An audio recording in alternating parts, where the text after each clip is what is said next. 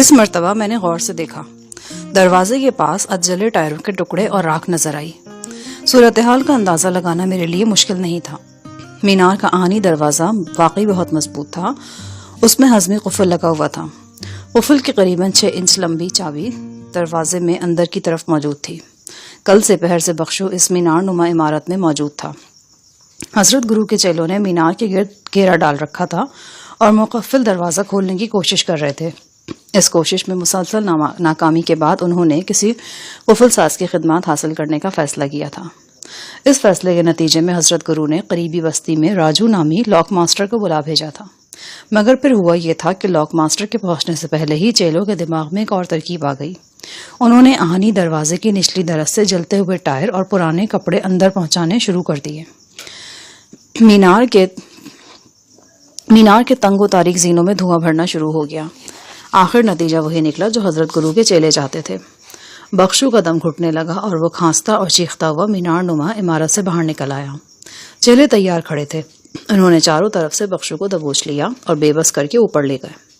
اب وہ اسے باندھ کر بے دریغ پیٹ رہے تھے اور ان زخموں کا بدلہ لے رہے تھے جو پچھلے چند گھنٹوں میں بخشو کے ہاتھوں انہیں لگے تھے. جو ہی میں مینار نما عمارت سے باہر نکلا ایک چیلا سامنے سے آتا دکھائی دیا. اس کے پاؤں پر چوٹ لگی تھی اور وہ بری طرح لنگڑا رہا تھا. جگرگاں کی حویلی میں اس شخص سے میری مدبھیڑ ہو چکی تھی. میں نے جلدی سے چھتری کھول کر اپنے سامنے کر لی. چیلا میرے قریب سے گزر گیا. میں درختوں کے اندر ہی اندر چلتا ہوا واپس تانگے تک پہنچ گیا. میرے ذہن میں ہلچل مچی ہوئی تھی. اس بات کا اندازہ لگانا مشکل تھا کہ حضرت گرو کے چیلوں نے بخشو کو قابو کرنے کے لیے اتنی محنت کیوں کی ہے اور اب وہ اس سے کیا سلوک کرنا چاہتے ہیں. ممکن تھا کہ حضرت گرو بخشو کی گرفتاری کو پوشیدہ رکھتا اور بعد ازاں جب سارا معاملہ ٹھنڈا ہو جاتا تو وہ بخشو کو کسی خاص مقصد کے حصول کے لیے استعمال کرتا. یہ بھی ممکن تھا کہ وہ بخشو کی گرفتاری کو فلفور کیش کرا لیتا. جب لوگوں کو معلوم ہوتا کہ حضرت گرو کی روحانی طاقت نے عجیب الخلقت شخص کو پابا زنجیر کر دیا ہے تو عقیدت مندوں میں اس کی توقیر کئی گنا بڑھ جاتی. اور تو اور پولیس بھی اس کی شکر گزار ہوتی اور ممکن تھا کہ علاقے کے بااثر پولیس افسران میں سے کوئی ایک آدھ الو کا پٹھا ان کا مرید بھی بن جاتا. لیکن ان امکانات کے علاوہ ایک اور سنگین امکان بھی موجود تھا. ہو سکتا تھا کہ بخشو کے ہاتھوں حضرت گرو کا کوئی چیلا جان لیوا طور پر زخمی ہو گیا ہو یا مر ہی گیا ہو اور اس جرم کی پاداش میں بپھرے ہوئے چیلے اسے جان سے ہی مار دیں. میری نگاہوں میں ماسی عائشہ کا غمزدہ چہرہ گھوم گیا. وہ دکھیاری ماں جس کی کوکھ نے ایک عجوبے کو جنم دیا تھا، لیکن وہ ماں کے لیے عجوبہ نہیں تھا، وہ اس کے لیے بیٹا تھا. وہ دنیا جہاں کی خوبصورتی اپنے بچے پر قربان کر سکتی تھی. اس نے ایک سہمی ہوئی مرغی کی طرح برسوں اسے اپنے پروں میں چھپائے رکھا تھا. اب اتفاقاً وہ اس کے پروں کے نیچے سے نکل گیا تھا. وقت کی بے رحم چیل اس پر جھپٹ رہی تھی. تیز نوکیلے پنجے اس کا زندہ گوشت نوچنے کے لیے آگے بڑھ رہے تھے. وہ موت کے دہانے پر تھا. رم جھم برستی بارش میں سر پر چھتری تانے تانگے کے ارد گرد گھوم رہا تھا اور سوچ رہا تھا. اچانک میری نگاہ تانگے کے نیچے تاریک خلا میں پڑی. مجھے وہاں کپڑے میں لپٹی کوئی چیز نظر آئی. میں نے اٹھا کر دیکھا. یہ کوئی وزنی چیز تھی، جیسے پختہ اینٹ کو کپڑے میں لپیٹ کر یہاں رکھ دیا گیا ہو. میں نے کپڑے کی تہیں کھولی. نیچے ایک مومی کاغذ تھا. کاغذ ہٹایا تو ایک ڈائنامائٹ پر نظر پڑی. میں نے غور سے دیکھا. بلا شبہ یہ ڈائنامائٹ ہی تھا.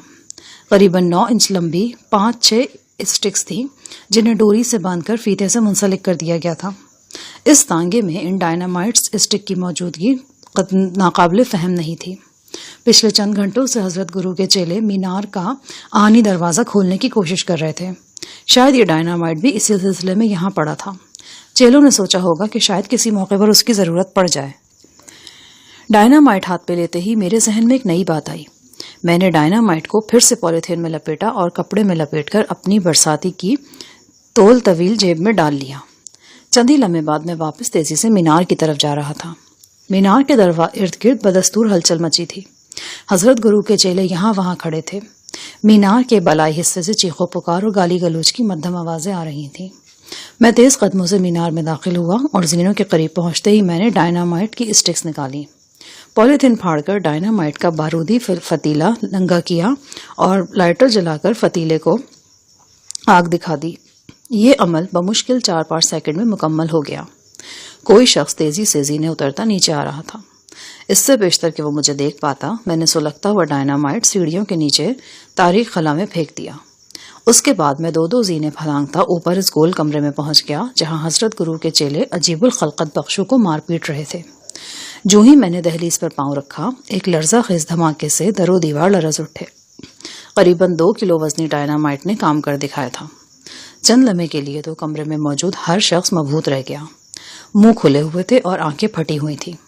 پھر جیسے ایک جھٹکے سے سب لوگ ہوش میں آئے، وہ چیختے چلاتے زینوں کی طرف دوڑے۔ چند سیکنڈ بعد گول کمرے میں میرے علاوہ صرف 2 افراد اور رہ گئے تھے۔ ایک بخشو تھا جو چھت سے الٹا لٹکا ہوا تھا، اور دوسرا حضرت گرو کا چیلا نصیر الدین تھا جو مجھے یہاں لایا تھا۔ اعصاب شکن دھماکے نے اسے بھی حواس باختہ کر رکھا تھا۔ وہ کبھی دوڑ کر کھڑکی کی طرف جاتا اور کبھی دروازے کی طرف آتا۔ میں نے اچھل کر اس کے سینے پر ایک لات ماری، وہ پشت کے بل دیوار سے ٹکرایا۔ مجھے خود پر حملہ آور ہوتے دیکھ کر اس کی دہشت زدہ آنکھیں کچھ اور دہشت زدہ ہو گئیں۔ دیوار سے ٹکرا کر جب وہ پھر میری طرف آیا تو میرے تنے ہوئے مکے کے لیے ایک بڑا شاندار نشانہ موجود تھا۔ میں نے یہ مکہ اس کی تھوڑی پر رسید کیا۔ مکہ کھا کر وہ چاروں شانے چت گرا اور ناک آؤٹ ہو گیا۔ دھماکے سے پیدا ہونے والا بارودی دھواں اب سیڑھیاں طے کر کے کمرے میں بھرنا شروع ہو گیا تھا۔ نیچے سے چیخو پکار اور بھاگو دوڑو کی آوازیں آ رہی تھیں۔ میں نے الٹے لٹکے بخشو کی کمر میں ہاتھ ڈالا اور پنڈلی سے خنجر کھینچ کر وہ رسہ کاٹ دیا جس سے وہ جھول رہا تھا۔ بخشو، جس کا وزن عام آدمی کے وزن سے دگنا تھا اور جس کا سارا بدن کسی جانور کی طرح بالوں سے ڈھکا ہوا تھا، میرے بازوؤں میں جھول رہا تھا۔ کوئی اور موقع ہوتا تو شاید میں اسے چھوتے ہوئے بہت کراہیت محسوس کرتا، لیکن اس وقت کچھ بھی محسوس کرنے کا وقت نہیں تھا۔ اس سے پہلے کہ یہاں موجود افراد اعصاب شکن دھماکے سے سنبھلتے، مجھے بخشو کو یہاں سے لے کر نکلنا تھا۔ بخشو جو کہ ایک آسیب تھا، جو ایک درندہ تھا، جو ایک عجوبہ تھا اور ایک سوال تھا، اس وقت میرے سامنے تھا اور میرے ہاتھوں میں تھا۔ اس کے جسم کی بو میرے نتنوں میں گھس رہی تھی، اس کے فولادی جسم کی حرارت میری ہتھیلیوں میں منتقل ہو رہی تھی۔ میں نے اسے کھڑکی کی طرف کھینچا، وہ ایک جسیم گوریلے کی طرح غرایا اور یکلخت اس کی تمام حیوانی قوتیں بیدار ہو گئیں۔ خون آلود پیشانی کے نیچے اس کی چھوٹی چھوٹی آنکھوں میں شعلے سے لپک گئے تھے۔ میں نے اس کے تناور بازو کو حرکت میں آتے دیکھا۔ یہی وہ خوفناک بازو تھا جس کے جناتی تھپڑ نے جگرگا کے قبرستان میں مجھے لٹو کی طرح گھما دیا تھا۔ اس مرتبہ میں نے اس بازو کو موقع دینے کے لیے تیار نہیں تھا۔ میں نے تیزی سے جھک کر خود کو بچایا اور گھوم کر بخشو کو عقب سے دبوچ لیا۔ اس کی بالوں بھری کمر میری بازوؤں میں تھی۔ میرا قد 6 فٹ ہے۔ بخشو مجھ سے ایک بالشت اونچا نظر آ رہا تھا۔ میں نے چیخ کر کہا، بخشو، میں دوست ہوں تیرا، میں تجھے چھڑانے آیا ہوں، تو نے… میری بات ادھوری رہ گئی۔ بخشو کے جسم میں بجلیاں کوند رہی تھیں۔ زخمی ہو کر وہ کچھ اور خطرناک ہو گیا۔ اس نے اپنے جسم کو ایک قوت سے جھٹکا دیا، اس کی کمر پر سے میری گرفت ختم ہو گئی اور میں لڑکھڑا کر کمرے کے آتش دان کے پاس جا گرا۔ اب ایک لمحے کی تاخیر کا مطلب یہ تھا کہ بخشو مجھے بھنبور ڈالتا۔ میں پھرتی سے اٹھا، پھر سر جھکا کر بخشو کی طرف لپکا۔ بخشو میری جانب قدم اٹھا چکا تھا۔ کمرے کے وسط میں ہم دونوں کا تصادم ہوا۔ میرے بازو ایک بار پھر بخشو کی کمر کے گرد حمائل ہو چکے تھے۔ فرق صرف اتنا تھا کہ اب میں بخشو کے سامنے تھا۔ میں اپنے زور میں اسے دھکیلتا ہوا کھڑکی تک لے گیا۔ کھڑکی کھلی تھی اور اس کھڑکی سے قریباً 40 فٹ نیچے برساتی جھیل کا تاریک پانی تھا۔ اس سے پہلے کہ بخشو کچھ کرتا یا سمجھتا، وہ کھڑکی سے باہر تھا۔ اس کی کمر پر میرے بازوؤں کی گرفت برقرار تھی۔ 2 سیکنڈ کے لیے ہم تاریک فضا میں تیرے، پھر ایک زوردار چھپاکے سے سرد پانی میں جا گرے۔ میرا اندازہ درست تھا، پانی معقول حد تک گہرا تھا۔ ہم دونوں کشش ثقل کے زیر اثر 5-6 فٹ تک گہرائی میں گئے اور پھر سطح آب پر ابھرے۔ ایک دم بادل زور سے گرجا اور بارش کی بوچھاڑیں اور شدت اختیار کر گئیں۔ ہم جس سمت گرے تھے وہاں کوئی متنفس نظر نہیں آ رہا تھا۔ مجھے یقین تھا کہ ہم چیلوں کی نگاہ ستم سے محفوظ رہے ہیں۔ میں نے پانی پر پاؤں چلائے اور بخشو کی تلاش میں ادھر ادھر نگاہ دوڑائی۔ بخشو میرے قریب ہی موجود تھا۔ یک مجھے اندازہ ہوا کہ وہ تیرنا نہیں جانتا۔ وہ تیرنا جان بھی کیسے سکتا تھا؟ اس نے اپنی زندگی کا بیشتر حصہ بند 4 دیواریوں میں گزارا تھا۔ زندگی اسے ایک الزام کی طرح ملی تھی اور وہ اس الزام کو چھپائے پھر رہا تھا۔ مجھے لگا کہ اگر میں نے اس کی مدد نہیں کی تو وہ ڈوب جائے گا۔ میں تیزی سے اس کی طرف بڑھا اور اس کا طویل بازو میرے ہاتھ میں آیا۔ میں نے یہ بازو اپنے کندھے پر ڈالا اور اسے سہارا دے کر تیرتا ہوا کنارے کی طرف بڑھا۔ بہت سا پانی اس کے پھیپھڑوں میں جا چکا تھا اور وہ بری طرح ڈکرا رہا تھا۔ میں نے کوشش کر کے اس کا سر سطح آب سے بلند کر رکھا تھا، اور یہ کوشش کوئی آسان کوشش نہیں تھی۔ وہ لہیم شہیم تھا اور اپنے طور پر بالکل جدوجہد نہیں کر رہا تھا۔ دوسرا مسئلہ یہ تھا کہ میں قریبی کنارے کی طرف نہیں جا سکتا تھا۔ مجھے اس کنارے کی طرف جانا تھا جو مینار نما عمارت کی مخالف سمت میں واقع تھا۔ 4-5 منٹ کی جاں گسل کوشش کے بعد میں اپنے مقصد میں کامیاب رہا۔ مینار کے نچلے حصے میں آگ بھڑک رہی تھی اور دروازوں میں سے شعلے برآمد ہو رہے تھے۔ ان شعلوں کی روشنی میں جھیل کا قریبی کنارہ صاف نظر آ رہا تھا۔ میں نے حضرت گرو کے چیلوں کو افراتفری میں بھاگتے دوڑتے دیکھا۔ کنارے پر پہنچ کر میں نے بخشو کو پانی سے کھینچ کر نکال لیا۔ وہ نیم بے ہوش تھا۔ میں نے دیکھا اس کے ایک بازو پر چند روز پرانا زخم تھا۔ مجھے یہ جاننے میں دشواری نہیں ہوئی کہ یہ اسی گولی کا زخم ہے جو میں نے چند روز پہلے اس پر داغی تھی۔ 28 کی یہ گولی بخشو کی کوہنی کے پاس سے گوشت پھاڑتی ہوئی نکل گئی تھی۔ اس کے ایک پاؤں سے وہ رسی ابھی تک بندھی تھی جو میں نے خنجر سے کاٹی تھی۔ رسی کا یہ باقی ٹکڑا بھی میں نے خنجر سے کاٹ کر اس کی ٹانگ سے علیحدہ کر دیا۔ اپنی بھیگی ہوئی برساتی میں سے پسٹل نکال کر میں نے برساتی جھاڑیوں میں پھینک دی۔ بخشو کو کاندھے پر لادنا کوئی آسان کام نہیں تھا، لیکن مجھے یہ کام کرنا تھا۔ ابھی میں اسے زمین سے اٹھانے کا ڈھنگ سوچ ہی رہا تھا کہ آس پاس کسی کی موجودگی کا احساس ہوا۔ میں نے آنکھیں سکوڑ کر دیکھا۔ جھیل کے کنارے درختوں میں کسی تانگے کے آثار نظر آئے۔ تھوڑی دیر بعد میں زیادہ وضاحت سے دیکھنے کے قابل ہو گیا۔ یہ خاص قسم کا تانگا تھا۔ اس میں سواریوں کے بجائے سامان وغیرہ لادا جاتا ہے۔ ایک مستطیل تختہ سا ہوتا ہے جس کے اطراف میں لوہے یا لکڑی کا جنگلہ سا لگا دیا جاتا ہے۔ حیدرآباد میں یہ سواری میں کئی دفعہ دیکھ چکا تھا۔ یہ حسن اتفاقی تھا کہ تانگا میری ہی طرف آ رہا تھا۔ اس پر صرف ایک شخص یعنی کوچوان سوار تھا۔ بارش سے بچنے کے لیے اس نے کوئی شے سر پر اوڑھ رکھی تھی۔ اس تانگا سوار کو دیکھتے ہی میں نے فیصلہ کر لیا کہ اسے روکوں گا۔ ممکن تھا کہ وہ میری مدد کرنے پر آمادہ ہو جاتا، اور نہ بھی ہوتا تو میں اسے اس نیکی کرنے پر مجبور کر سکتا تھا۔ میرے پاس وقت بالکل نہیں تھا۔ حضرت گرو کے بوکھلائے ہوئے چیلے بہت جلد اپنے حواس میں آنے والے تھے۔ پھر جب وہ بخشو کو غائب دیکھتے تو آنن فانن چاروں طرف پھیل جاتے۔ جو ہی باربرداری میں استعمال ہونے والا یہ تانگا میرے قریب پہنچا، میں سامنے آ گیا، لیکن بجائے اس کے کہ میں اسے روکتا، تانگا خود ہی رک گیا۔ میں نے دیکھا کہ اس میں سے ایک کے بجائے 2 افراد تھے۔ کوچوان کے فرائض انجام دینے والا شخص چھلانگ لگا کر نیچے اترا۔ اسے دیکھ کر میرا دماغ بھگ سے اڑ گیا۔ میں اس سے پہلے بھی کئی دفعہ ایسی صورتحال سے 2-4 ہو چکا تھا۔ جو شخص میرے سامنے کھڑا تھا اس کی فطرت ہی دوسروں کو حیران کرنا تھی۔ وہ سائیں علی تھا۔ جنگل تاریکی کی بھیگی ہوئی چادر میں سے وہ یوں برآمد ہوا تھا جیسے جیتا جاگتا انسان نہ ہو، کوئی بھٹکا ہوا خیال ہو۔ تم بھی نرے کھوتے ہو۔ میں نے تمہیں 10 آوازیں دی لیکن تم نے ایک نہیں سنی۔ سر پر دوڑے ہی چلے آ رہے تھے یہاں، تو تم نے آوازیں دی تھی تو اور کیا؟ وہ کوئی جانور تھا جو گڑا پھاڑ کر چلا رہا تھا؟ مجھے تو کسی کی آواز نہیں آئی۔ اب تو آ رہی ہے نا؟ چلو اٹھاؤ اس لاش کو اور ڈالو اس ریڑے میں، ورنہ وہ رانی خاں کے سالے آ جائیں گے یہاں اور تمہارا کڑھائی گوشت بنانے کے چکر میں پڑ جائیں گے۔ چلو شاباش، اٹھاؤ اس کو۔ میں جیسے چوک کر بخشو کی طرف دیکھنے لگا۔ سائیں علی کی آمد اتنی حیران کن تھی کہ چند لمحوں کے لیے میں گرد و پیش سے بے خبر ہو گیا تھا۔ سائیں علی اپنے مخصوص لبادے میں تھا۔ بارش سے بچنے کے لیے اس نے سر پر پولیتھین کی شیٹ اوڑھ رکھی تھی۔ سائیں کے ساتھ آنے والا دوسرا شخص بھی تانگے سے نیچے اتر آیا۔ ہم تینوں نے مل کر بخشو کو تانگے پر پہنچایا اور تختے پر الٹا لٹا دیا۔ سائیں علی نے گھوڑے کی لگام تھامی اور تانگا آگے بڑھا دیا۔ مینار ہم سے قریباً 1 فرلانگ کی دوری پر تھا۔ اس کے نچلے حصے میں بھڑکنے والے شعلے بارش کی بوچھاڑوں کے سبب مان پڑ گئے تھے اور اب سفید دھواں جھیل کے اوپر پھیل رہا تھا۔ میں نے سائیں علی کے ساتھ آنے والے شخص کو غور سے دیکھا۔ وہ میرے لیے اجنبی نہیں تھا۔ اس کا نام عمر دراز خان تھا اور وہ تانگا چلاتا تھا اور تانگا بھی اسی کا تھا۔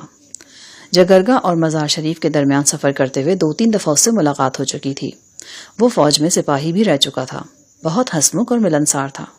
تانگا چلاتے ہوئے بڑی رسیلی آواز میں وہ گانا بھی گاتا تھا۔ عبدال اور میں نے جگرگا سے نہر کی طرف جاتے ہوئے عمر دراز کے تانگے پر سفر کیا تھا اور اس کا ایک لوک گیت سنا تھا۔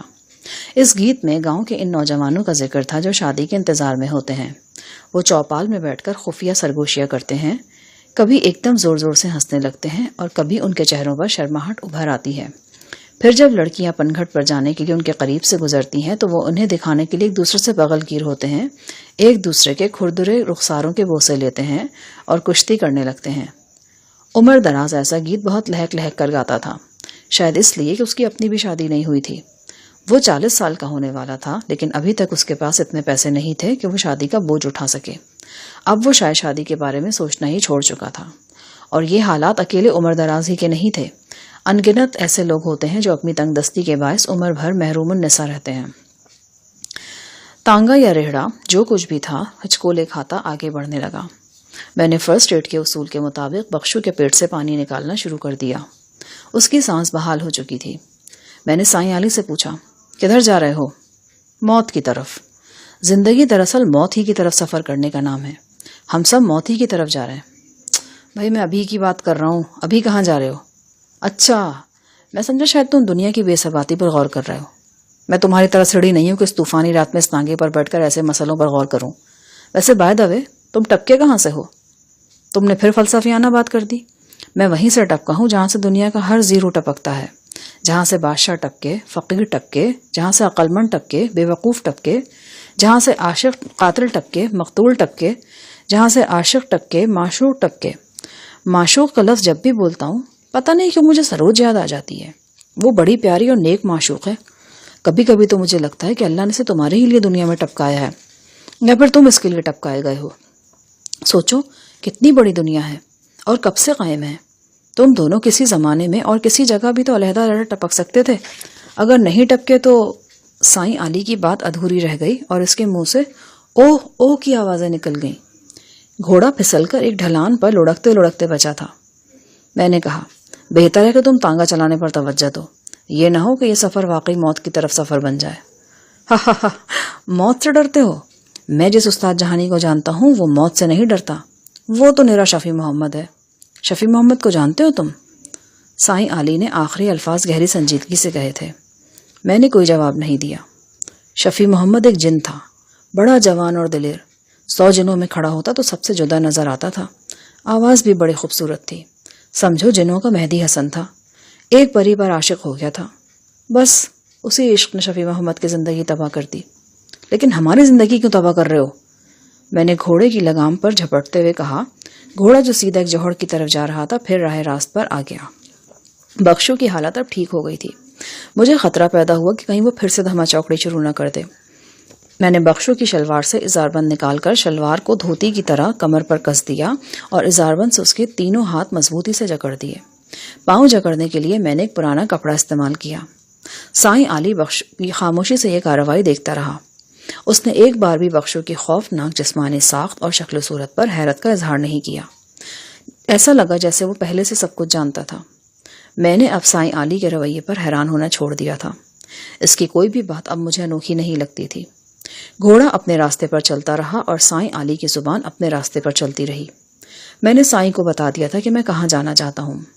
قریباً 1 گھنٹے میں ہم اس نہر کے کنارے پہنچ گئے جہاں بخشو نے خدا بخش کو قتل کیا تھا۔ یہاں ہم نے تانگا درختوں کے نیچے ٹھہرایا۔ براہ راست باغ میں داخل ہونا مناسب نہیں تھا۔ پہلے میں اکیلا گیا اور صورتحال کا جائزہ لے کر واپس آیا۔ پھر ہم تانگے کو بخشو سمیت باغ میں لے گئے۔ ماسی عائشہ اور نوابزادی شاہین کو خبر ہو چکی تھی۔ وہ بخشو کو دیکھنے کے لیے بے تاب تھیں۔ خاص طور سے ماسی عائشہ ایک لمحے کے لیے بھی انتظار نہیں ہو رہا تھا۔